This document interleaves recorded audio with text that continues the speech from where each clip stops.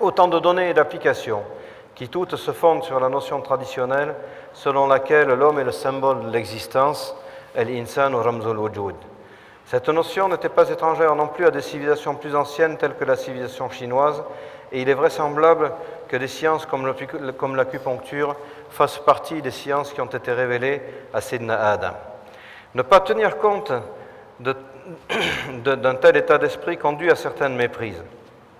Ainsi, on trouve dans les traités d'optique médiévaux, aussi bien d'ailleurs en Occident qu'en Orient, que selon Al-Farabi, mais aussi chez Al-Kindi ou Ibn Luqa, tout ce qui peut être observé et vu est perçu par le biais d'un rayon, shu'a, qui pénètre l'air jusqu'à ce qu'il tombe sur l'objet observé, ce qui est rigoureusement l'inverse de la théorie admise par l'optique moderne, où c'est l'image de l'objet qui est dite se refléter sur la rétine. La perspective anthropocentriste, bien loin d'être une erreur scientifique, est à replacer dans le contexte de sociétés antiques où l'homme est envisagé comme le médiateur entre le ciel et la terre, ou encore comme le lieutenant de Dieu sur terre, Khalifatullahi fil ard. Dans un tel contexte, le regard humain se substitue, au moins quant aux apparences, au regard de Dieu, dont il apparaît comme un prolongement. Cette perspective est donc cognitive, intérieure et symbolique, tandis que l'autre est une appréhension strictement naturaliste et qui occulte l'essentiel des choses.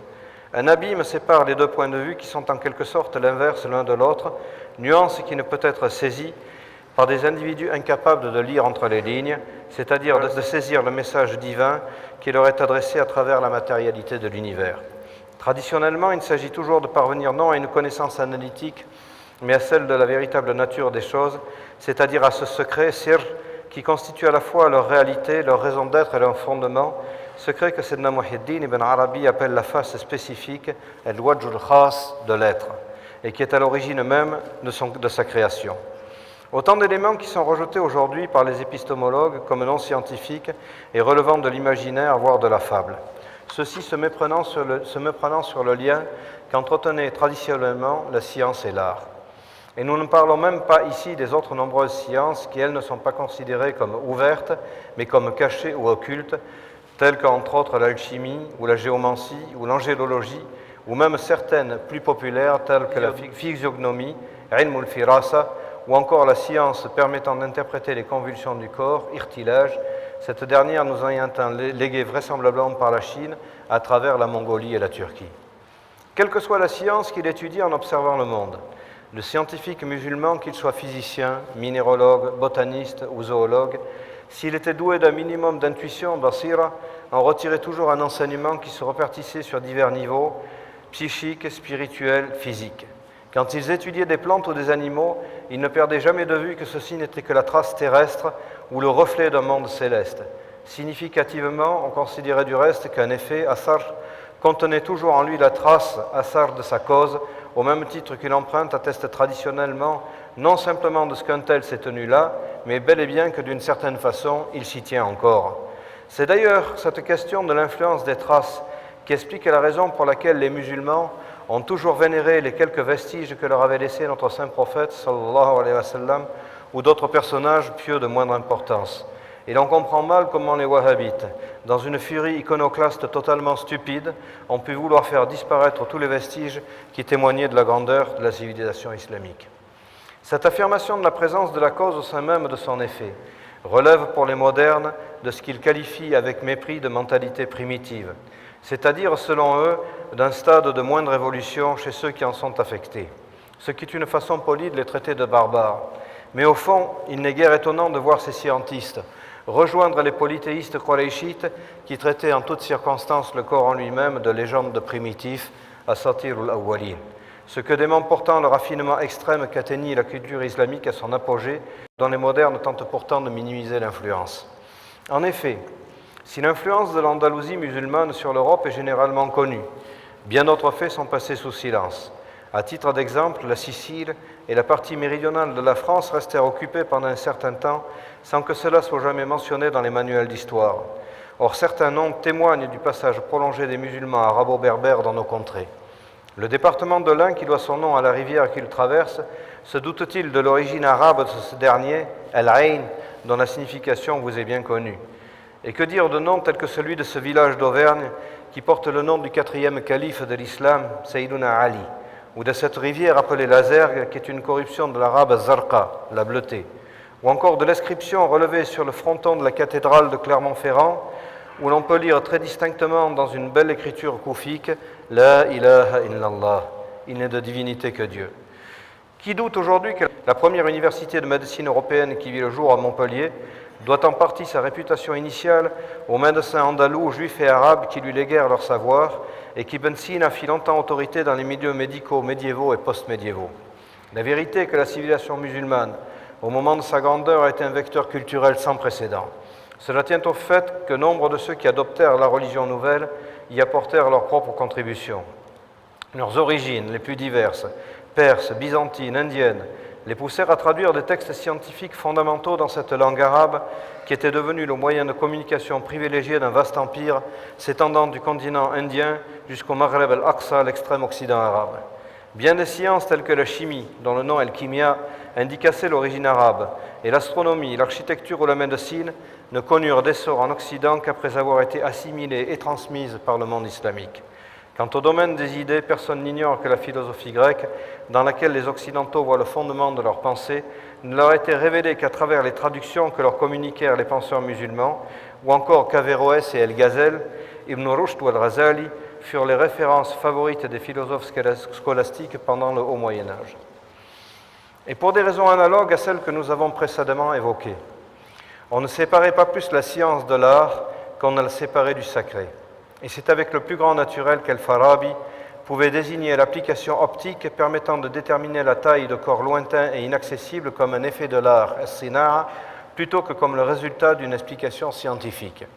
Par ailleurs, des études symboliques sur le monde animalier pouvaient se doubler de traités scientifiques, même si à cause de leur tendance à une spécialisation réductrice et obtuse, de nombreux historiens des idées ont affirmé que les musulmans ignoraient la zoologie, reléguant par exemple Al-Jahiz au rang d'un simple conteur, voire d'un fabuliste, plutôt que de voir en lui un scientifique dont les travaux sur le monde animalier méritent de figurer aux côtés de ceux d'un Buffon ou d'un Aristote. De même, les spécialistes occidentaux modernes, empreints des préjugés évolutionnistes, ne parviendront ni à admettre, et encore moins à comprendre, que des savants comme les Ikhwan et Safa aient pu, sur la base de considérations symboliques ayant trait au degré de leur intelligence, faire figurer l'éléphant plutôt que le singe comme se situant au degré en dessous de l'homme dans la gradation des espèces. On sait par ailleurs que la loi islamique interdit la dissection, même si cette interdiction a pu être discutée au fil des siècles. Mais au-delà de l'interdiction de profaner le corps des défunts, on peut légitimement se demander ce que signifiait une telle interdiction. Ce qu'il faut bien saisir, c'est que ce genre de pratique inaugure la science expérimentale proprement dite, c'est-à-dire cette science qu'on pourrait qualifier de coupée de ses racines. Et c'est peut-être là qu'il faut chercher la cause réelle de la décadence de la science en islam.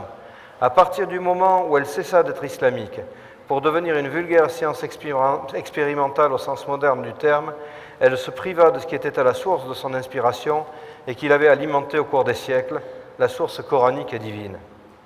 Ce genre de considération fait évidemment sourire un bon nombre de nos contemporains qui considèrent avec hauteur les arriérés qui s'obstinent naïvement à croire encore au sacré.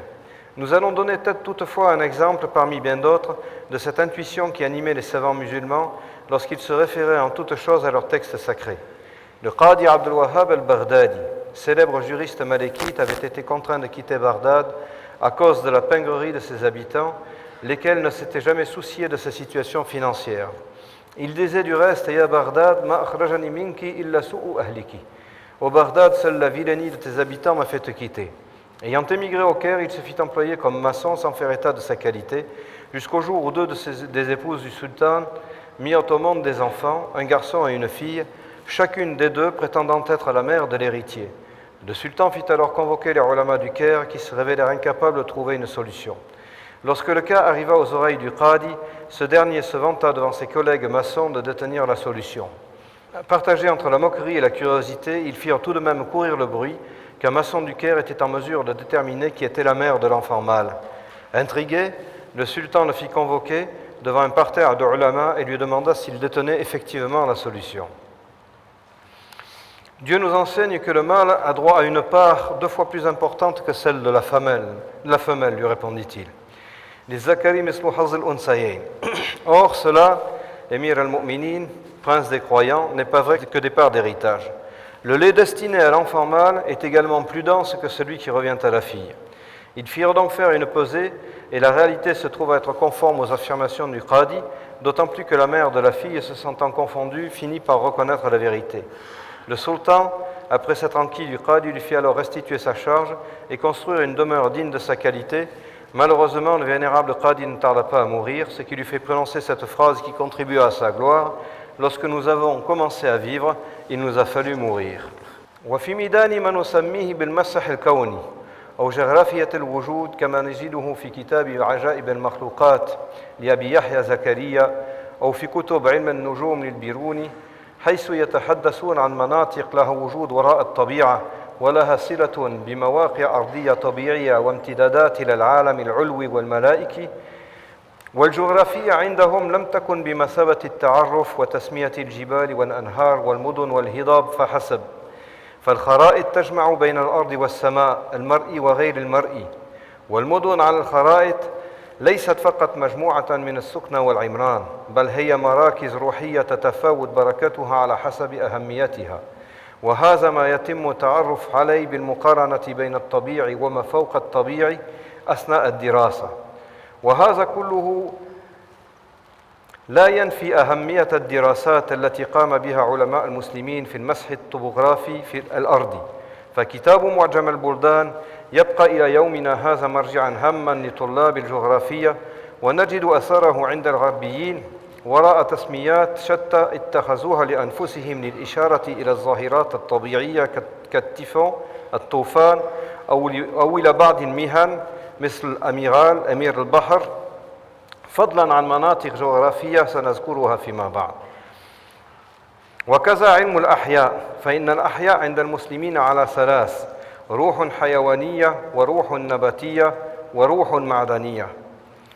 وهؤلاء الأحياء له اتصال بالعالم العلوي والسفلي، مما يجعل لكل حجر خصوصيات مختلفة وتأثيرات متعددة في ميدان الاستشفاء النفسي والجسدي، شأنها في ذلك شأن سائر النباتات، إلا أن هذه العلوم التي كانت تهتم بخواص الأشياء قد اندثرت مع عبور الأزمان. ولو أردنا أن نستعرض جميع الأمثلة التي ذكرناها أثناء البحث لطال بنا الأمر، والذي يجب أن نلفت النظر إليه هو أن هذه العلوم تكفي شاهدة على أن العلم بمفهومه الإسلامي كان يرمي إلى كشف بواطن الأمور فضلا عن ظاهرها، فلا علم بمعنى الكلمة إلا الذي يذكرنا بوضيع العلوم كلها جل جلاله. ولم تنطلق هذه الثقافة من معدوم، وإنما اكتسبت معلومات جمة من الحضارات المتقدمة عليها، سواء اليونانية منها والهندية إلى غيرها من الثقافات العريقة. وبعد أن درسها علماء المسلمين وأضافوا إليها معلومات جديدة، نشأت من ذاك الاندماج حضارة متميزة لم يسبق إلى مثلها، فبلغت قمتها في الأندلس، حيث كانت الأديان الثلاثة يسكن بعضها إلى جانب بعض في تلاؤم نسبي. فلا ننسى مثلا أن موسى بن ميمون الفيلسوف اليهودي المشهور ألف رسالته المسماة دلالة الحائرين في اللغة العربية. وإن كان شائعا أن إسبانيا ظلت تحت الحكم الإسلامي عدة قرون، لا يكاد يذكر في التاريخ الغربي أن صقلية والجانب الجنوبي لفرنسا الحالي بقي أيضا تحت سيطرته مدة غير قصيرة. وهناك مشاهد متعددة تثبت هذه الحقيقة المجهولة أو المتجاهلة. ففي مدينة كليرمون-فيران مثلا تجد على واجهة الكنيسة الكبرى التي تشرف على المدينة مكتوبا بالخط الكوفي الواضح هذه الشهادة الصريحة: لا إله إلا الله. من يعرف اليوم أن قرية فرنسية صغيرة تدعى بعلي على اسم شمس الخلفاء سيدنا علي بن أبي طالب، أو أن هذا النهر يسمى رازيغ وهي كلمة الزرقاء، فكأن المسلمين لما شاهدوه للمرة الأولى أعجبوا بصفاء مائه حتى لقبوه بهذه التسمية.